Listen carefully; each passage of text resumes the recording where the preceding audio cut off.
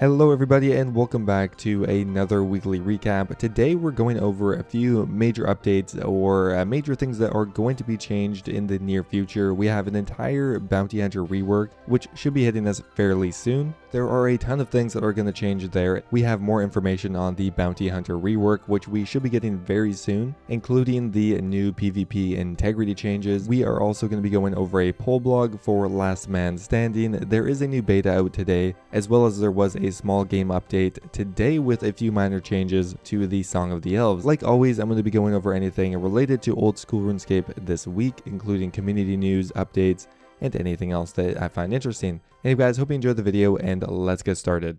Okay, first up here, let's start with today's game update. The title for it is Small Game Updates and Betas, so you know it's not going to be anything too interesting. First up here, there was a interface update for the lectern. It is now more mobile friendly and modern, up to date. All of the buttons are different, as well as getting the kind of make X make all update to go along with it, so it looks a lot better, and I'm sure it works a lot better on mobile as well. There is now a new thing to create in your POH. It is called a marble lectern. This combines the functionality of a demon and eagle lectern. It will require 77 construction to make. It will require a marble block, a magic stone, and a gold leaf. There is now a graphical rework for the clue scroll reward chest. Similar to clue scroll rewards, it is now color coded based on the tier of reward or the difficulty of the clue that you have completed. For example, a master clue chest will be slightly red in the middle, and a beginner clue scroll chest will be kind of yellow. There's been a few changes to the fishing trawler minigame, mostly quality of life changes.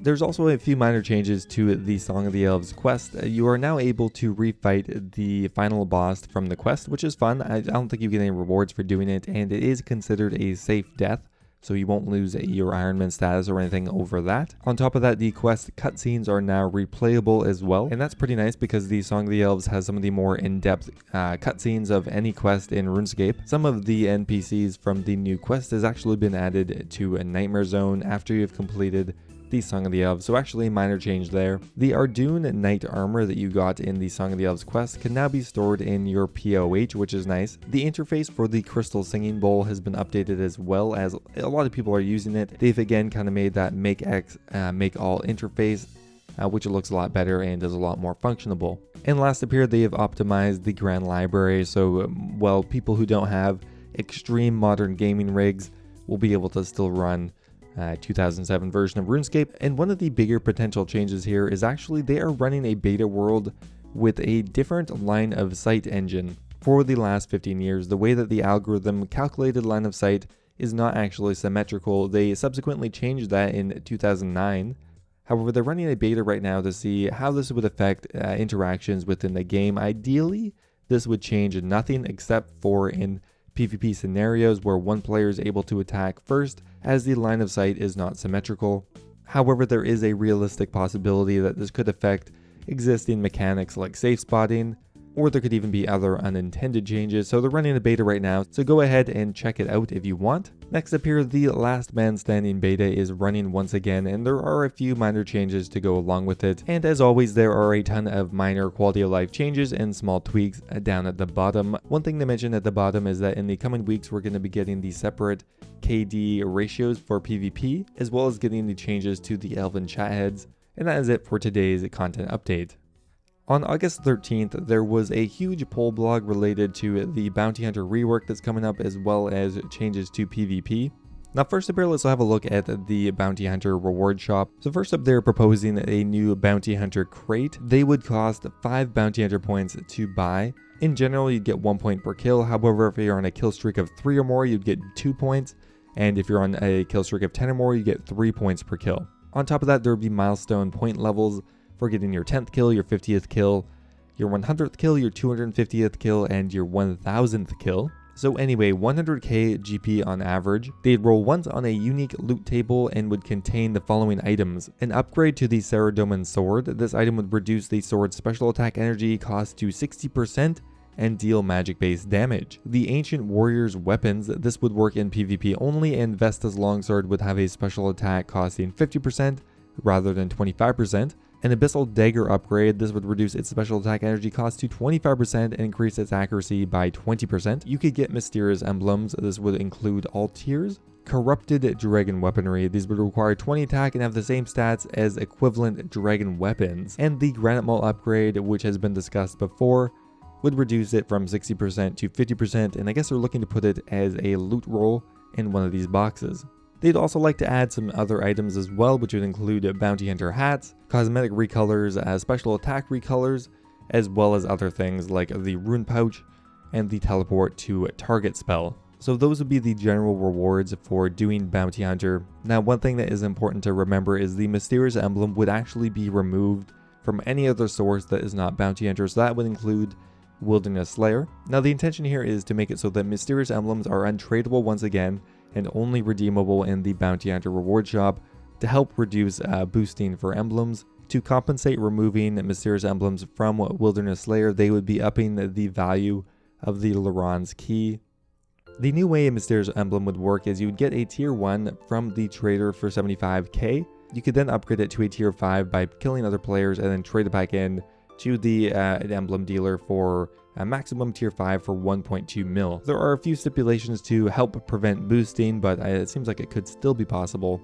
A few other changes in here to help prevent bots. There will be a requirement of 30 combat to receive a target. Now, on top of the bounty hunter rework, there's also the PvP integrity changes. We have the granite maul, the Din's bulwark, binds, snares, and entangle, spec tabbing, and magic defense calculation. So the granite maul is actually going to be nerfed.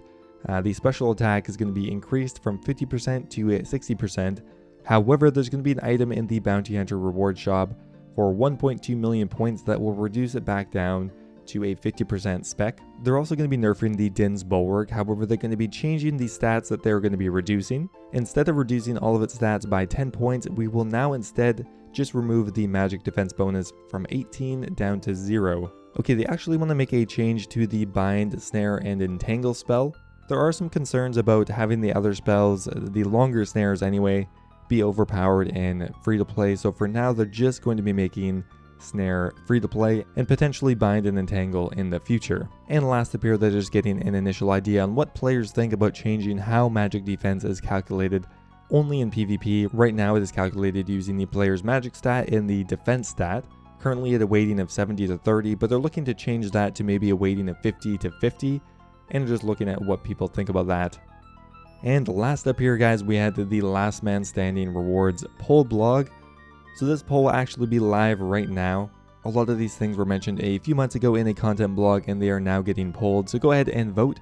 We have stuff like the Trover Parchment, which, if you remember, would help protect untradeable items further in the wilderness, like defenders and fire capes and stuff like that. There will be new Halo rewards from Last Man Standing. There will be a new weapon added that is going to be similar to the event RPG or the ham joint, but it will be more thematically correct. You could actually convert points from Last Man Standing into combat experience, similar to pest control, as well as they're thinking of adding a new rune berserker shield, which would actually be best in slot in free to play. However, it would degrade and you would need to play Last Man Standing more to charge it. Anyway, guys, that is it. There are a ton of changes coming up, but that is it for content updates this week. So this week there was a update to RuneLite. The release is 1.5.31. The loot tracker now has a collapsible loot box. So if you want to keep track of a bunch of different monsters loot at once, however, you need a little bit more room, you can now collapse each individual box just to get a little bit more space. The Clue Scroll plugin now supports Sherlock challenge clues, so that's really nice. As well as there is now a new loading splash screen when you are loading the client progress, just a nice visual change. As well as there are a ton of minor changes to existing plugins, but that is it for today's week. Pretty minor, but once again, thank you for your hard work. Now, next up here, I just want to go over a few stories that I thought were interesting this week. First up here, we apparently had a twisted bow sold for 13 GP. We're not entirely sure if this image is correct or not. Now, there is a precedent for this happening in the past with an Elysian Spirit Shield. The way the GE works is kind of strange. It will avoid you getting maximum cash at any cost, as that would go over the integer limit. So for example, if you sold 8 twisted bows at once and you can only get 2.1 bill in your inventory or in your GE slot, it is going to attempt to fill offers so that you will not go over, and that can actually lead to really weird sales going through. I'm sure someone had a sale above 13 GP, but it is technically possible with the current Grand Exchange engine for this to happen. Whether or not it's been photoshopped or it's true or not, We're not entirely sure. For whatever reason, very popular content creators or RuneScape players have been unable to log into their accounts. The reason is that it says too many login attempts from your address. Please try again in 5 minutes. This was happening to Zezima, and now it is happening to SparkMac. So for whatever reason, there isn't actually a fix for that, because I just said to keep trying. Sadly, I'm afraid there's nothing we can do to prevent that. And last up here, a really awesome achievement this week. Hey Jace becomes the second person to achieve 200 million in all of their skills. There's 2 people who have successfully done this, Hey Jace as well as Link's Titan. Now we're going to have to see who's going to be the 3rd, 4th, and 5th player to achieve this. And that is it for community news this week. Last up here, I wanted to go over the weekly Q&A. First up here, where are we going to be getting a rune pouch after the bounty hunter update? We can readdress the costing, or we can make it tradable. We could also make it so that multiple could be bought and banked at once, and similar things could happen to the looting bag as well.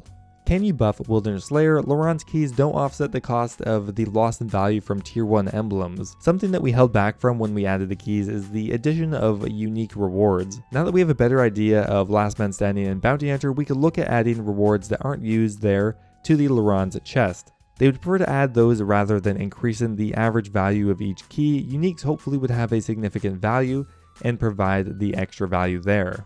Could you improve the Calphite Queen drop table? They said it still has some reasonable drops and it has been buffed before. It also has no requirements to kill. Can Superior Slayer monsters in the Ironworks dungeon have a guaranteed crystal shard drop? We just pulled a change for what the shards do, so we're going to implement that and we'll see what players feel and how it balances. The home teleport icon is based on the standard spellbook style. Could it be updated to be specific for each spellbook? They really do like the idea, and they'll see what the graphics team are up to and if it can be looked at. Are there going to be fishing or mining spots in the town of Slep?